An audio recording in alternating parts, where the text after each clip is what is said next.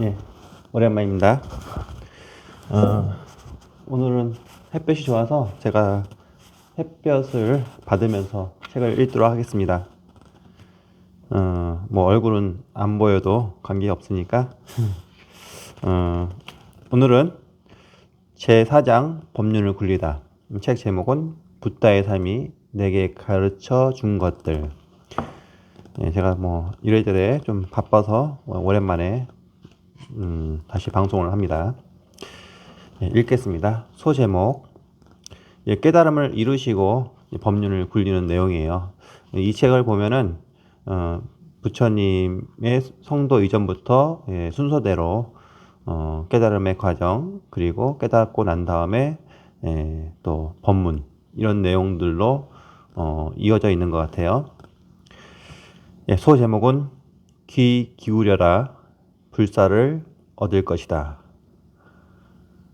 붓다는 나무 아래에서 명상하는 가운데 욕망에 탐닉하고 어둠에 가려진 사람들은 내가 깨달은 법을 보지 못한다는 생각이 들자 전법을 포기하려고 했다. 그런데 다행히도 범천의 요청에 의해서 전법의 결심을 하게 되었다. 하지만 누구에게 어떻게 설할 것인가? 가장 먼저 누구에게 설할 것인가가 문제였다. 당연히 자신이 잘 알고 있고 신뢰할 만한 인물이 아니면 안 될 것이다. 붓다의 뇌리에 가장 먼저 떠오른 인물은 일찍이 사사했던 알라라 칼라마 선인이었다. 그는 현자이며 식견이 있고 총명하며 번뇌의 때가 묻지 않은 사람이다. 지구상의 인류 가운데 붓다로부터 가장 먼저 법을 전해들을 행운이 알라라 칼라마에게 찾아왔으나 안타깝게도 그는 7일 전에 세상을 떠나고 말았다. 다음으로 붓다는 우타카 라마푸타를 떠올렸다. 그라면 이처럼 깊은 법을 이해해 주리라. 하지만 그 역시 이미 이 세상 사람이 아니었다. 그래서 나는 또 이런 생각을 했다. 가장 먼저 누구에게 가르침을 주어야 할까? 그렇다. 제일 먼저 5사람의 수행자들에게 가르침을 설해야겠다. 그런데 그 5 수행자는 지금 어디에 있을까? 나는 깨끗하고 초인적인 하늘의 눈으로 5 수행자들이 바라나시, 베나레스에 위치한 선인들의 거주지인 녹야원에 살고 있는 것을 보았다. 그래서 나는 바라나시를 향해서 유행의 발걸음을 옮기기 시작했다. 맞지만 이거야.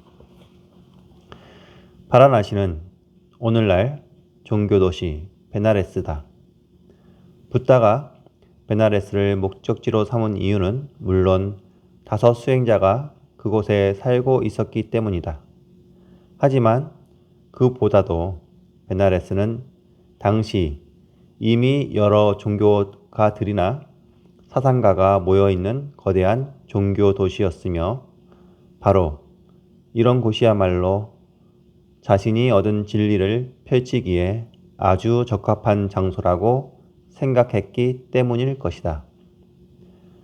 그렇다면 5명의 수행자는 어떤 인연으로 최초의 설법을 들을 대상으로 뽑혔을까? 그들은 붓다가 출가할 때부터 동료이자 시종 역할을 했던 이들이다. 5사람 모두가 석가족 출신이었던 만큼 같은 종족에 대한 친밀감이 있었던 것도 그 이유가 아닐까 생각해 본다. 붓다가 향했던 장소는 베나레스 교회에 위치한 선인이 사는 녹야원이었다. 이곳은 오늘날에는 사르나트라고 불리는데 불교 4대 성지 가운데 하나일 뿐 아니라 힌두교를 비롯한 다른 종교인들의 성지이기도 하다. 붓다가 깨달음을 열었던 부다가야에서 약 240km 정도 떨어져 있으며 급행열차로 4-5시간 거리에 위치해 있다. 사르나트는 베나레스에서 8km 떨어진 지점에 위치해 있는데 예부터 선인이 사는 곳이라고 불려왔듯이 종교인이나 사상가가 모이는 장소였다. 4세기 무렵 중국의 유학생 버편이 이곳을 방문하고서 이 지역에 승원이 있었다고 기록하고 있다. 그 후 삼장법사 현장도 이곳을 찾았다. 그 당시 녹야원에는 1500명의 승려가 공부하고 있었으며 아쇼카 왕의 석주가 서 있었을 때였다. 이 석주는 인도 국기에도 그 문양이 들어가 있는데 후에 이슬람 교도들에게 파괴됐지만 1905년 그 머리 부분이 발굴되어 현재 사르나트 박물관에 소장되어 있다. 이곳이 붓다가 최초로 법을 설한 땅이며 5명의 수행자가 붓다의 가르침을 받음으로써 불교 교단이 이뤄진 땅이다. 부처님이 깨달은 곳에서 이곳까지 녹야원까지 240km라고 해요. 이 당시에는 걸어서 이동했겠죠. 그러면은 서울에서 김천 정도 될까요? 꽤 먼 대전보다도 더 먼 거리를 걸어서 가셨던 거죠. 다음은 마찌마니까에 나오는 내용입니다. 그리하여 나는 바라나시에 선인이 사는 곳인 녹야원에 5명의 수행자가 살고 있는 곳으로 다가갔다. 5명의 수행자들은 멀리서 내가 다가가는 것을 보고서 서로 약속했다. 벗이여, 진리의 길을 걷는 사람인 고타마가 지금 저곳에서 오고 있다. 치열하게 해야 할 수행을 버리고 사치하고 호화롭게 지내고 있었다. 그에게 인사해서는 안 된다. 일어나서 맞이해서도 안 되고 그의 옷과 바루를 받아서도 안 된다. 하지만 그가 원한다면 앉을 수 있도록 자리는 마련해 주자. 그런데 내가 다가가자 5명의 수행자는 자신들의 약속을 지킬 수가 없었다. 어떤 자는 나를 맞이하러 나와서 옷과 바루를 받아들었다. 또 어떤 자들은 자리를 마련했다. 또 어떤 자들은 발 씻을 물을 준비했다. 맞지마니까요. 일찍이 고행을 함께했던 5 수행자는 붓다가 고행을 버리자 실망해서 곁을 떠났다고 한다. 이 수행자들은 붓다를 직접 만나자 앞서 자신들끼리 한 약속과는 정반대로 붓다의 시중을 들기 시작했다. 이것은 정각자로서의 붓다에게 갖춰진 위엄과 석가족의 고귀한 혈통 때문이 아니었을까 생각한다. 하지만 무의식 중에 붓다의 시중을 들면서도 고행을 버리고 호화롭게 지냈음에도 불구하고 어떻게 특별한 지견에 도달할 수 있었을까? 라고 질문을 던지고 있다. 5 수행자는 기존의 전통적인 수행의 틀을 통하지 않고서는 아직 세상을 볼 수가 없었다. 붓다는 자신이 진리를 체득했음을 힘주어 말하며 그들을 설득했다. 이 5 수행자들은 부처님의 나라 카필라국의 신하였어요. 정반왕이 부처님의 아버지인 정반왕이 부처님이 출가하자 부처님의 뒤를 따라 그 신상을 보고하라는 그 명을 받고 길을 나섰다가 부처님과 함께 가기 위해서 수행자의 길을 같이 걸었던 거죠. 그런데 부처님이 이제 고행을 하시다가 고행을 버리고 몸을 씻고 우유죽을 받아 드시는 것을 보고 부처님이 타락했다라고 생각하고 부처님 곁을 떠난 5명의 수행자예요. 그래서 이제 부처님이 오실 때 깨달은지 모르고 부처님이 오실 때 외면하자라고 이렇게 약속을 했는데 그 위상에 그냥 그럴 수 없었던 거죠. 수행자들이여, 이게 부처님의 말씀입니다. 수행자들이여, 열애는 존경받을 만한 사람, 정각자이다. 수행자들이여, 귀를 기울여라. 불사를 얻을 것이다. 나는 가르치리라. 나는 진리를 설하리라. 그대들이 가르침을 받은 그대로 행한다면 머지않아 양가의 자제들이 올바르게 집을 나와 출가자가 된 목적인 위에 없는 청정행의 궁극을 이 세상에서 스스로 알며 증득하고 체현하게 될 것이다. 맞지만 이거야. 다음 소제목은 무엇을 설했는가입니다. 붓다는 제일 처음 어떤 법을 설했을까? 초기 경전에는 20여 곳 넘게 그에 관해 다양하게 설하고 있는데 그중 어떤 것이 진짜 최초의 설법인지 확정하기가 어렵다. 그런데 대체로 최초의 설법 내용으로는 중도라든가 팔정도, 4가지 진리, 사성제를 들고 있다. 이런 사상들은 시간이 어느 정도 지나서야 깔끔하게 정리되었으므로 처음부터 이처럼 체계적으로 설해졌으리라고는 보기는 어렵다.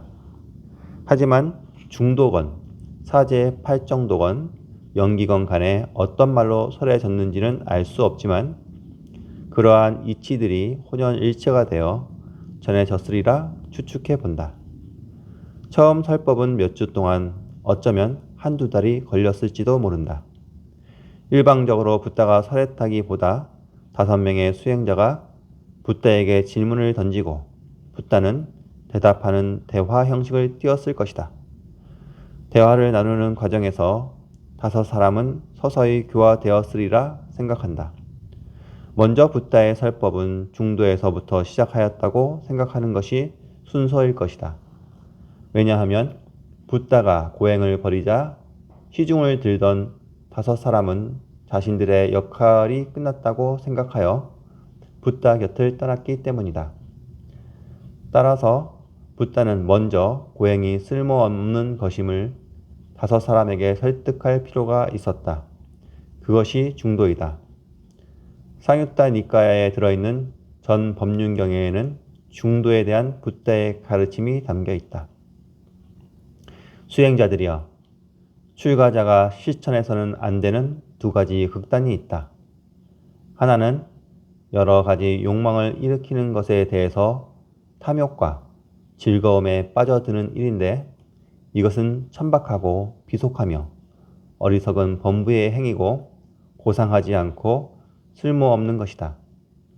다른 한 가지는 스스로를 괴롭히는 일인데 이것은 괴로움이며 고상하지 않고 쓸모없는 것이다. 진리의 체현자는 이러한 양극단에 다가가지 않고서 중도를 깨달았던 것이다. 상유타 니까야. 이 경은 괴로움과 즐거움의 중도를 이야기하고 있다. 이 설법에는 붓다 자신의 체험이 그 배경에 깔려 있다.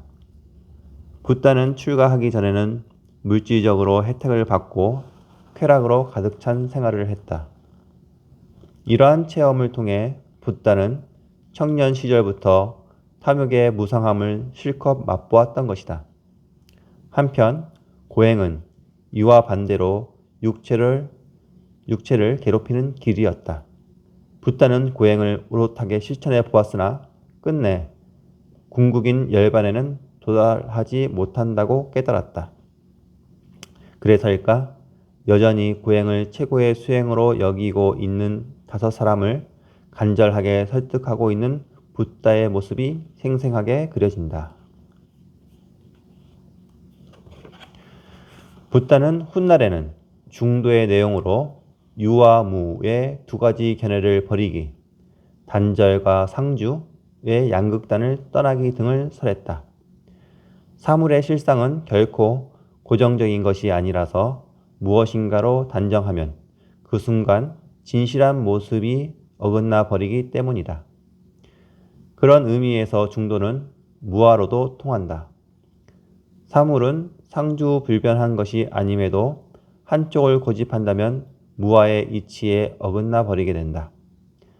인간은 권력이나 부와 같은 것에 집착하는 경향이 있다. 이런 집착을 떠나서 살아가는 것이 중도의 실천이지 더하여서 둘로 나누는 것이 중도는 아니다. 중도를 실천하는 것은 치우친 것을 바로 잡는다는 뜻이 있다. 그런 만큼 중도는 결코 유약하지 않다. 매 순간마다 가장 어울리는 자가 되어서 살아가는 것. 이것이 중도이다. 중도의 도는 어디까지나 실천의 도이며 선택의 도이며 비판과 반성의 도이기도 하다. 양극단의 집착을 떠나 있다고 하는 의미에서는 앞서 말한 청정행과도 통하고 있음을 잊어서는 안 된다. 붓다가 중도를 가르친 일화 가운데 거문고의 비유로 잘 알려진 소나의 예는 아주 유명하다. 격렬한 수행에 숨이 막힌 소나에게 거문고 주울의 조임 상태를 예로 들어서 고행에 가까운 지나치게 엄격한 수행을 경계하는 이야기이다. 좋은 음색을 내려면 줄을 너무 당겨서도 안 되고 느슨하게 해서도 안 되며 아주 알맞게 조절하는 것이 필요한 것처럼 수행도 중을 취하지 않으면 안 된다고 붓다는 가르치고 있다.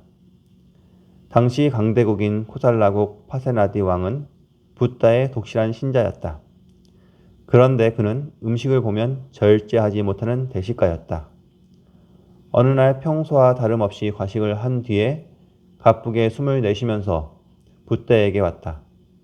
그러자 붓다는 이렇게 노래했다. 언제나 마음을 고요히 가라앉히고 음식을 얻어도 식사의 양을 알고 있는 사람에게는 여러 가지 고통의 느낌이 약해진다. 그는 수명을 보존하면서 천천히 늙어간다. 붓다의 가르침을 듣고 난 왕은 뒤에 있는 신하 수다사나에게 말했다. 그대는 언제나 내가 식사하는 곁에 있다가 이 시를 노래하라. 왕은 식사할 때마다 이 시를 듣고서 양을 줄여갔으며 그 결과 몸은 매우 건강해졌다. 후에 왕은 자신의 몸을 어루만지며 말했다. 세종께서는 두 가지 이익을 나에게 베풀어 주셨다. 하나는 눈앞에 보이는 현세의 이익이요. 또 하나는 다음 세상의 이익이다. 쌍유따니까요. 불교의 초전 법륜, 제일 처음 설한 법문이 중도라고 많이들 알고 있는데 중도에 대해서 제대로 알고 있는 분은 좀 드문 것 같아요. 중도는 이것과 저것의 중간이 아니고 이 책에서 말했듯이 이것에도 집착하지 않고 저것에도 집착하지 않는 그런 것을 중도라고 하죠. 그리고 여기서 나온 내용이 보면은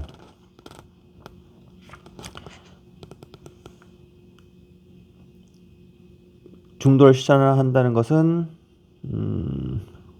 매 순간마다 가장 어울리는 자가 되어서 살아가는 것. 그러니까 매 순간마다 어떤 것이든 거기서 제일 잘 어울리게 가장 바르게 살아가는 것이 중도라고 얘기할 수 있어요. 어디에도 치우치지 않는 거죠. 사람들은 한쪽에 치우쳐서 이렇게 정해 놓은 것을 좋아해요. 개념화하는 걸 좋아하죠. 이것은 이거다라고 하는 것을 좋아하지만 이것은 딱 절대적으로 이것이다라고 할 만한 것이 없어요. 왜냐하면은 모든 것은 고정불변하지 않고 변하기 때문에 그때그때 다른 거죠. 그래서 뭐 10년 전에는 맞았던 것이 지금은 틀릴 수 있고, 그래서 지금 우리 삶 속에도 그렇잖아요. 아주 조선 일제 시대 이후 또 우리가 70년대 이렇게 좀 어려웠던 시절에는 연예인을 한다고 하면은 반대했죠. 먹고 살기 힘든 걸 아니까. 그런데 요즘은 한 20년, 30년 지났겠죠. 지금은 권유해요. 부모님들이 연예인을 만들려고 아주 독려하죠. 그러면 연예인이라는 자체는 아무 문제가 없죠. 좋은 것도 아니고 나쁜 것도 아니죠. 그런데 세상에 환경이 바뀐 거죠. 예전에는 연예인이 배고프고 힘든 그런 직업이었다고 하면은 지금은 화려하고 또 돈도 많이 벌 수 있는 그런 직업이다 보니까 개념이 바뀌니까 선호하는 거죠. 그런 것처럼 그때는 선호하지 않은 것을 지금은 선호하는 것 달라졌잖아요. 그때 달라지는 거죠. 그래서 꼭 연예인 아니더라도 그때 가장 내 삶에 있어서 가장 바른 삶 그리고 알맞은 삶을 살아가면은 그것이 중도의 삶이라고 할 수 있어요. 그래서 요즘 뭐 부자와 가난한 것에도 정해져 있는 게 없어요. 돈이라는 것에 그 많고 적음의 기준이 없잖아요.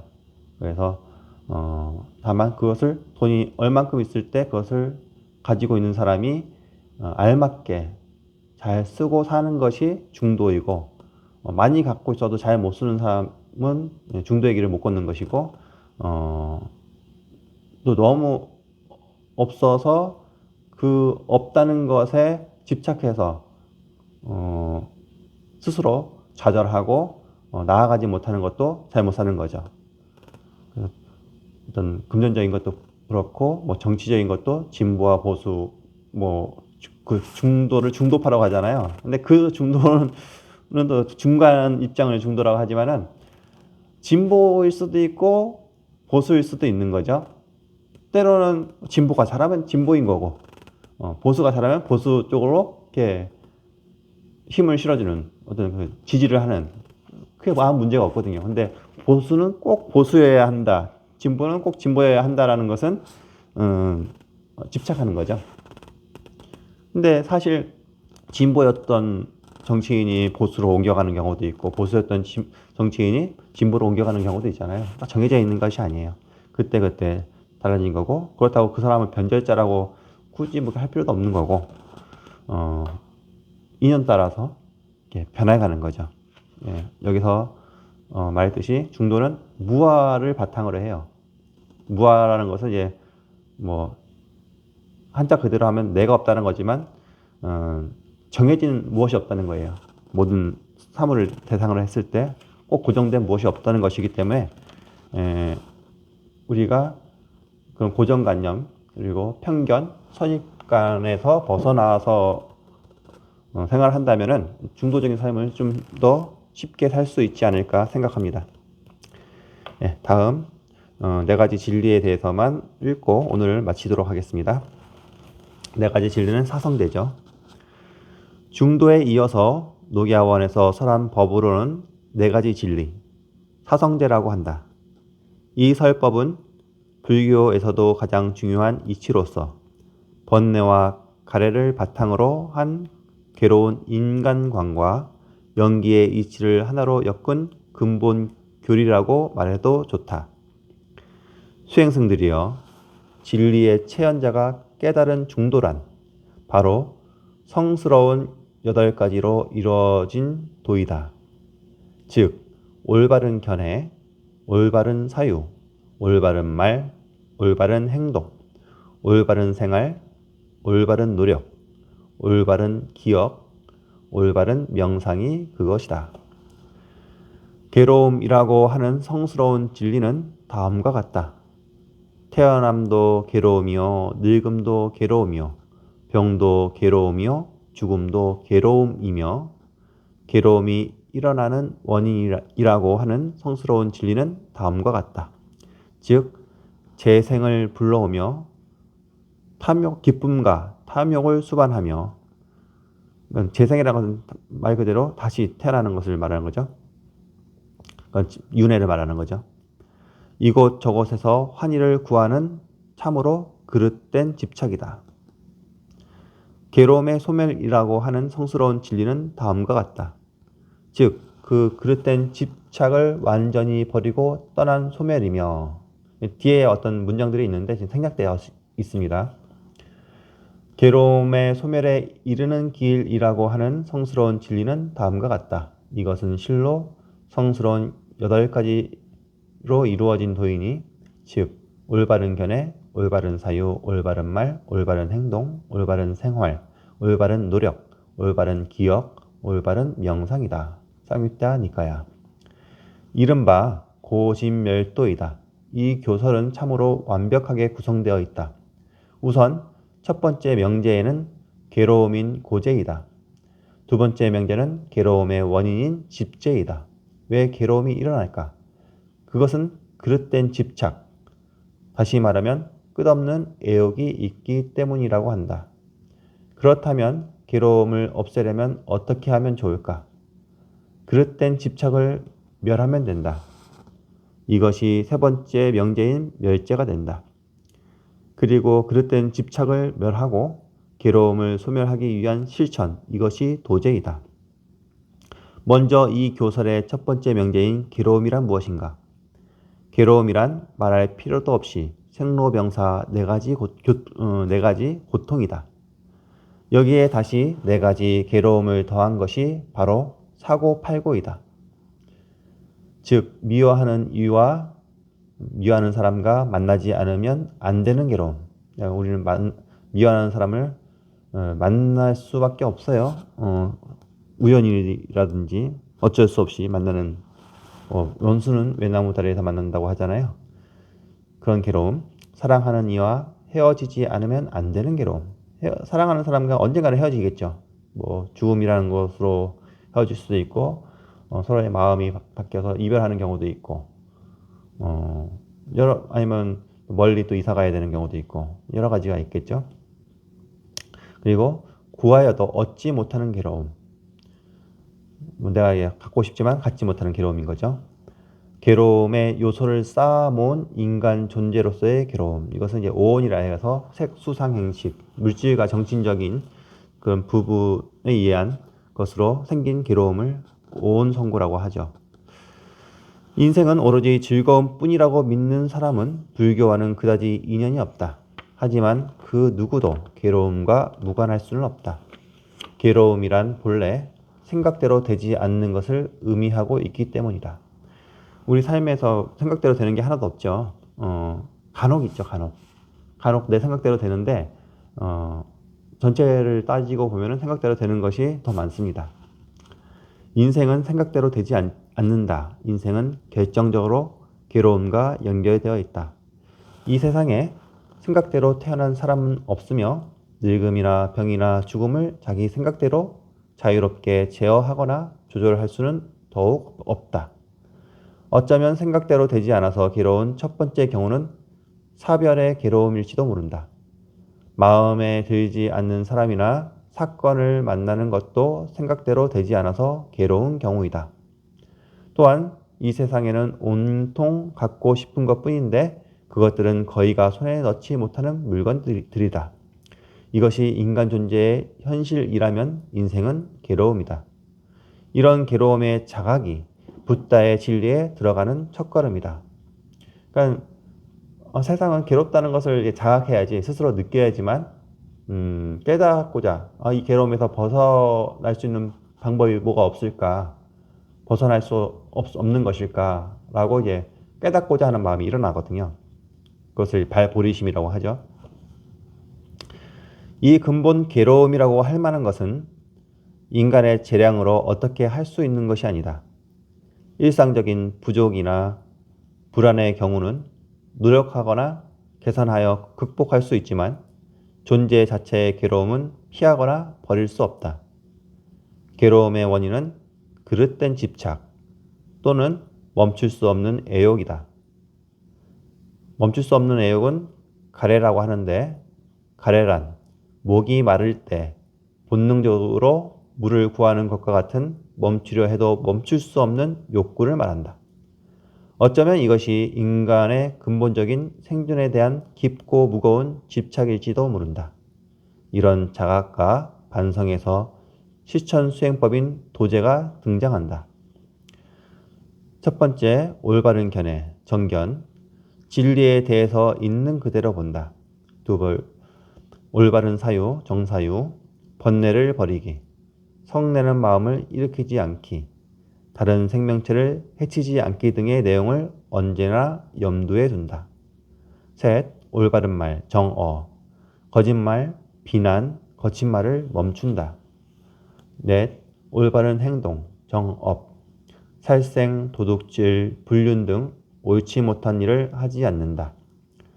다섯, 올바른 생활, 정명. 의식주에 대해서 욕심 부리지 않으며 적절하고 올바른 생활을 한다. 여섯, 올바른 노력, 정정진. 선악에 대해서 올바른 판단을 내려 대처하려고 노력한다. 일곱, 올바른 기억, 정념. 한순간 한 찰나라도 언제나 주의를 기울이며 방심하지 않는 마음을 지닌다. 이 알아차림이라고 많이 이야기하죠. 여덟, 올바른 명상, 정정. 욕망을 제어해서 정신 통일에 전념한다.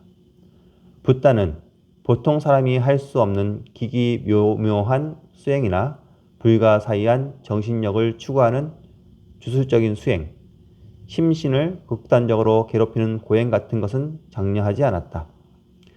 팔정도는 다소 구체적이지 못한 아쉬움이 있다.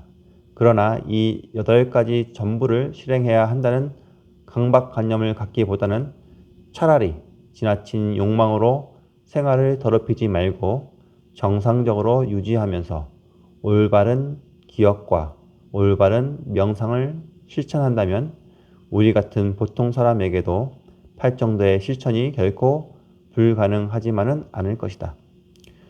붓다처럼 6년간의 어렵고 힘든 수행을 한 뒤 단번에 깨닫기를 언감생심 바랄 수는 없겠지만 시간을 들여서 계속 노력하는 가운데 차츰 다르마의 생활을 실현해 갈 수 있지 않을까?